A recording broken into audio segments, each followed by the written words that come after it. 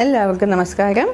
ഇന്ന് രുചികരമായ ഒരു മാങ്ങാത്തോരൻ്റെ റെസിപ്പിയാണ് ഞാൻ നിങ്ങളുമായിട്ട് ഷെയർ ചെയ്യുന്നത്. അതിന് അരപ്പ് തയ്യാറാക്കുന്നതിന് വേണ്ടി എടുത്തു വച്ചിരിക്കുന്നതാണ് തേങ്ങയും അതുപോലെ ജീരകം, ഈ സാധനങ്ങളൊക്കെ. ഇനി ഒരു മാങ്ങ നമുക്ക് ചെറിയ പീസുകളാക്കി കട്ട് ചെയ്തെടുക്കണം.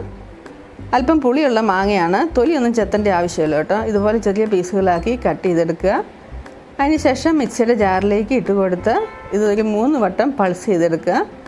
3 വട്ടം പൾസ് ചെയ്തെടുക്കുമ്പോൾ ഇതുപോലെ കിട്ടും, അരിഞ്ഞു പോകരുത്. ഇനി ഇതൊരു പാത്രത്തിലേക്ക് മാറ്റി കൊടുക്കണേ.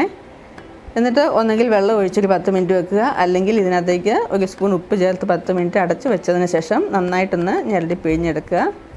ഇതിൻ്റെ പുളി ഒന്ന് കുറയുന്നതിന് വേണ്ടിയാണ് ഇതുപോലെ ഞെരടി പിഴിഞ്ഞെടുക്കുന്നത്. പുളി കുറഞ്ഞ മാങ്ങയാണെങ്കിൽ ഇങ്ങനെ ചെയ്യേണ്ട ആവശ്യമില്ലേ.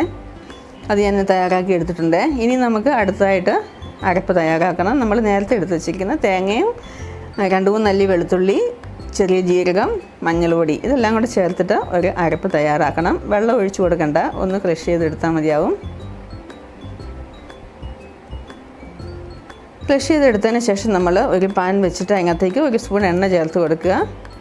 എണ്ണ നന്നായി ചൂടായി വരുമ്പോഴത്തേനും ഒരു 1/4 ടീസ്പൂൺ കടുക് ചേർത്ത് കൊടുക്കണേ. കടുക് ഒന്ന് പൊട്ടി വരുമ്പോഴത്തേനും നമുക്ക് 2-3 വറ്റൽമുളക് ചേർത്ത് കൊടുക്കുക.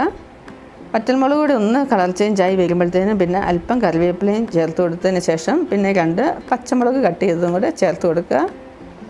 അടുത്തായിട്ട് ചേർത്ത് കൊടുക്കേണ്ടത് ചുവന്നുള്ളി അല്ലെങ്കിൽ ചെറിയൊരു സവോളയാണ്. ചുവന്നുള്ളി ചേർക്കുന്നതായിരിക്കും കൂടുതൽ രുചി. അതിനോടൊപ്പം തന്നെ തയ്യാറാക്കിയ മാങ്ങയും അരപ്പും ചേർത്ത് ഒരു 10 മിനിറ്റ് ലോ ടു മീഡിയം ഫ്ലെയിമിൽ അടച്ച് വെച്ച് കുക്ക് ചെയ്യുക.